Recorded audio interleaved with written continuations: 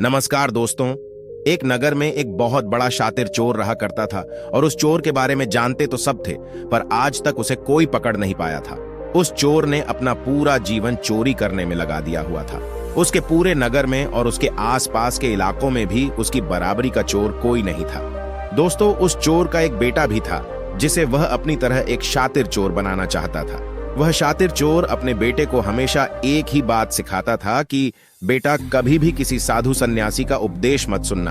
अगर कोई तुमसे कुछ कहने भी लगे तो अपने कान बंद कर लेना और वहां से भाग जाना। उस चोर का बेटा उसकी इस बात को बचपन से ही सुनता आ रहा था, जिसके कारण उसके मन में यह बात बैठ गई थी।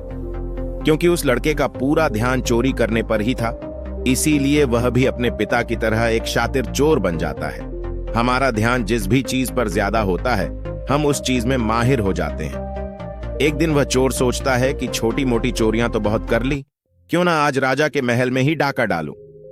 राजा के महल में चोरी करने के उद्देश्य से वह चोर महल की ओर चल पड़ता है। मार्ग में उसे कुछ लोगों की भीड़ नजर आती है। वो उस भीड़ को देखकर रुकता है और यह देखता है कि वे लोग क्या कर रहे हैं। जब वो चोर भीड़ के करीब जाता है तो वो देखता है कि सभी लोग एक एक करके एक सन्यासी के चरणों में गिरकर उनका आशीर्वाद ले रहे हैं। वो सन्यासी और कोई नहीं बल्कि गौतम बुद्ध थे। वो चोर बुद्ध को देखकर उनकी तरफ आकर्षित हो जाता है, क्योंकि उसने भी पहली बार इतने तेजस्वी व्यक्ति को देखा हुआ था। अचानक उसे अपने पिता की बात याद आ जाती है कि साधु सन्यासियों से दूर रहना चाहिए। एक बार को वह सोचता है कि वह वहां से चला जाए, लेकिन फिर उसके मन में एक प्रश्न उठता है कि पिताजी ऐसा क्यों कहते थे। इस प्रश्न का उत्तर जानने के लिए वो चोर सभी लोगों के साथ बैठ जाता है और गौतम बुद्ध का उपदेश सुनने लग जाता है। बुद्ध उस उपदेश में झूठ बोलने की व्यर्थता और विश्वासघात के बारे में बताते हैं। उपदेश समाप्त होने के बाद वहां बैठे सभी लोग अपने अपने घर चले जाते हैं और वो चोर भी चोरी करने के लिए महल की ओर चल पड़ता है। रास्ते में चलते हुए चोर अपने मन में सोचता है कि क्यों ना आज उपदेश में कही हुई बातों को मानकर ही देख लिया जाए। उसके बाद वो चोर महल की दीवार पर से कूदकर जाने की जय महल के द्वार से ही अंदर प्रवेश करने लग जाता है। ऐसा करते देख महल का द्वारपाल उसे रोकता है और उससे पूछता है कि कौन हो भाई और कहां जा रहे हो। वो चोर द्वारपाल से कहता है कि मैं एक चोर हूं और अंदर चोरी करने के लिए जा रहा हूं। उस चोर की बात सुन द्वारपाल सोचता है कि महल का कोई एक नौकर होगा और मुझसे मजाक कर रहा है। वैसे भी कोई चोर अपने आप को कभी भी चोर नहीं बताता है, और वो द्वारपाल उस चोर को महल के अंदर जाने के लिए प्रवेश करने दे देता है। महल में प्रवेश करने बाद वो चोर उस तिजोरी तक पहुंच जाता है जहां पर खजाना रखा हुआ था। वो चोर उस तिजोरी को तोड़कर बहुत सारा धन अपनी पोटली में भर लेता है और जैसे ही धन लेकर वो चोर वहां से जाने लगता है तो उसे रसोई नजर आती है। महल के सभी लोग सो रहे थे, इसीलिए रसोई में उस समय कोई भी नहीं था और उस चोर को बहुत जोर से भूख लगी हुई थी। इसीलिए वो चोर रसोई में जाता है और पेट भर के खाना खाता है। भोजन करके वो चोर वहां से जाने लगता है। तभी अचानक उसे बुद्ध की दूसरी बात याद आ जाती है कि जिसका हमने नमक खाया है, हमें कभी भी उसके साथ विश्वासघात नहीं करना चाहिए।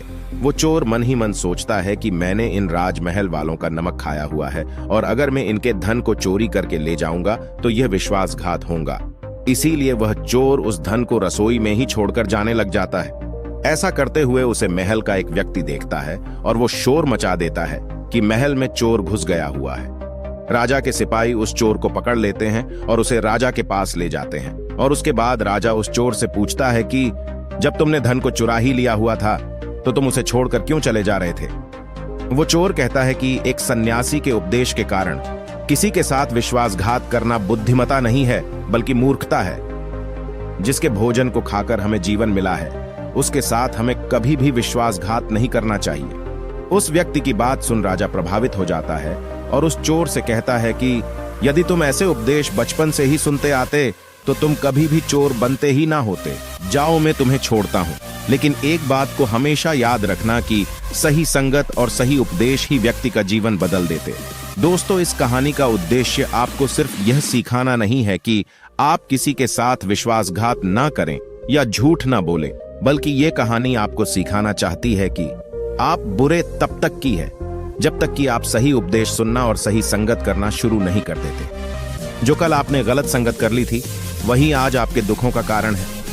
दोस्तों, ये कहानी आपको कैसी लगी और आपको इस कहानी और क्या क्या सीखने को मिला, यह हमें नीचे दिए गए कमेंट बॉक्स में कमेंट करके जरूर बताइए।